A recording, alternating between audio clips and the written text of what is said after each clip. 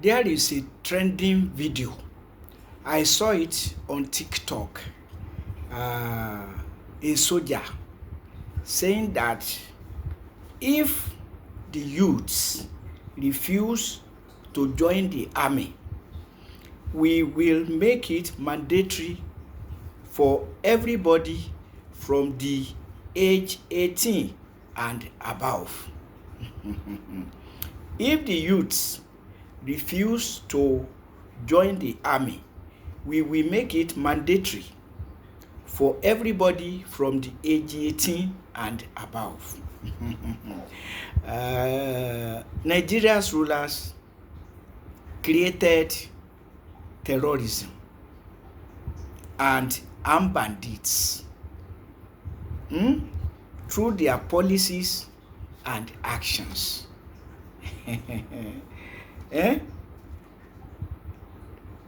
Their policies of politicizing Islam and Christianity and creating mass abject poverty.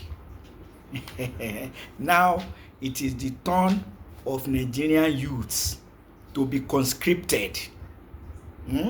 That means enlisted into the army, whether they like it or not.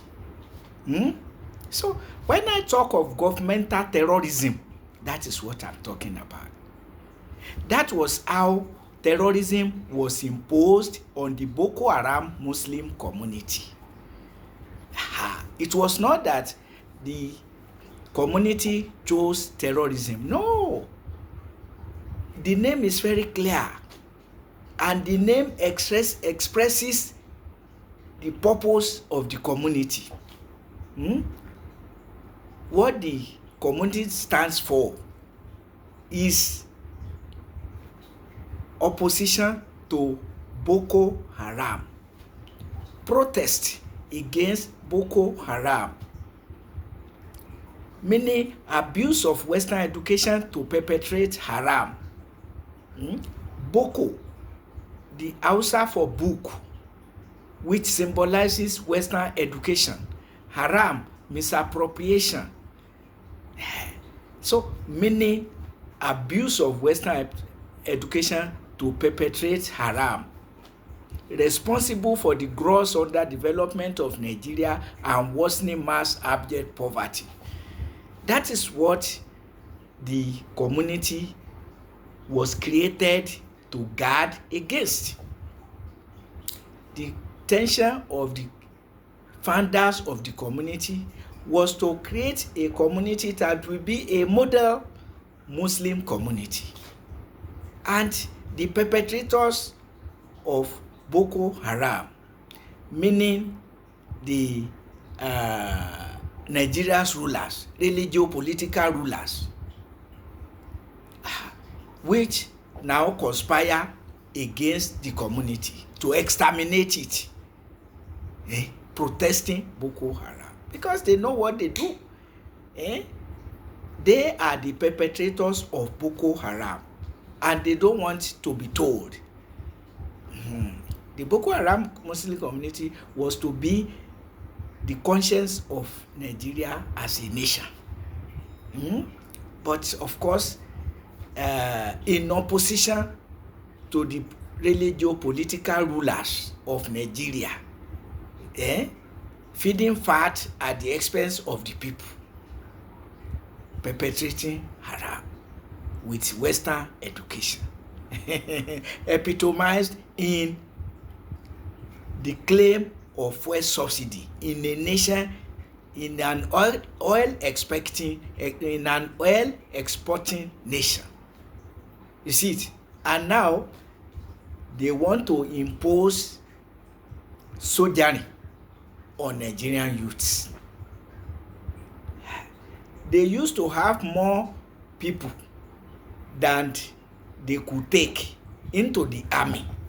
Now, with the policies and actions of government, with the level of misrule in Nigeria, leading to the decimation of Nigeria's security forces. So, now, their solution is to declare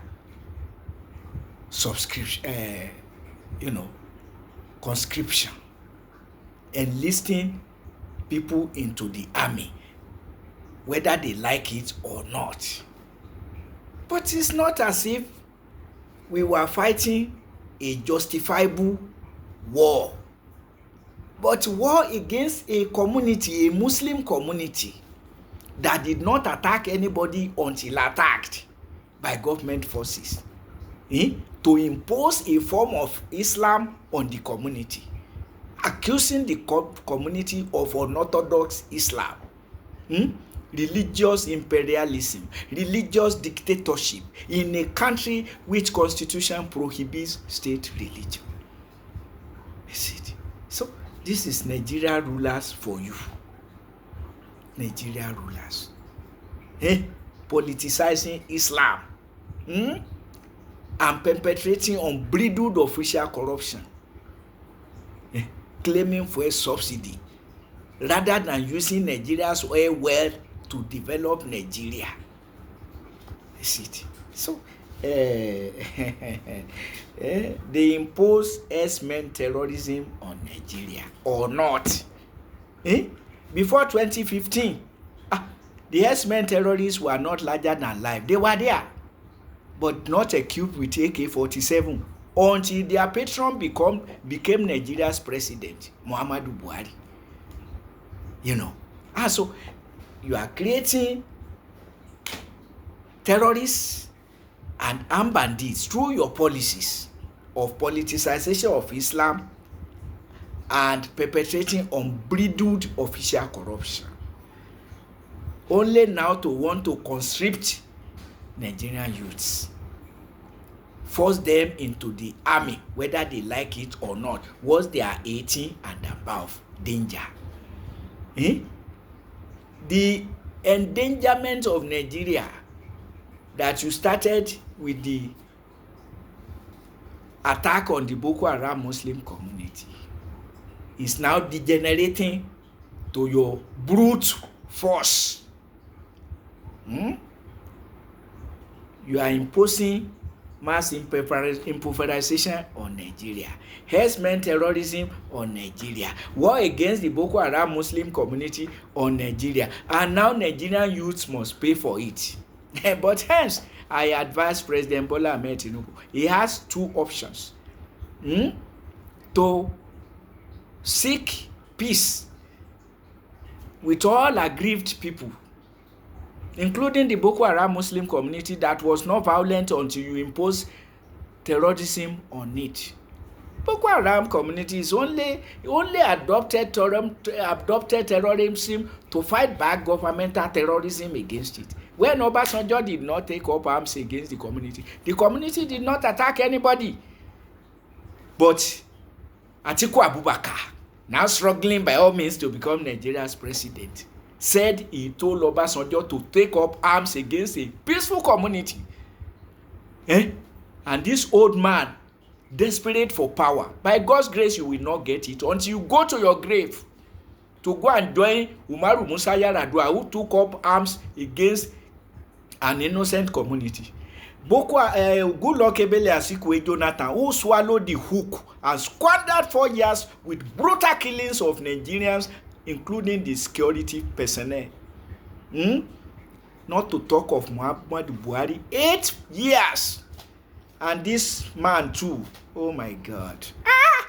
Tinubu, he will toe the line of Yar'Adua, Jonathan and Buhari. And that's what he has been doing. And you see now, Nigeria is worse than ever under him.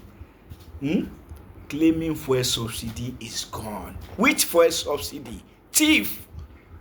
The worst of Nigeria's looters. Second to only, no, in fact, he surpassed Muhammadu Buhari. And Buhari surpassed all his predecessors. Now, Bola Ahmed Tinubu has surpassed them. Now they don't have security people to volunteer into security forces again. Now they want to adopt conscription to force military service on Nigerian youths. so that they can have more people to throw to their death.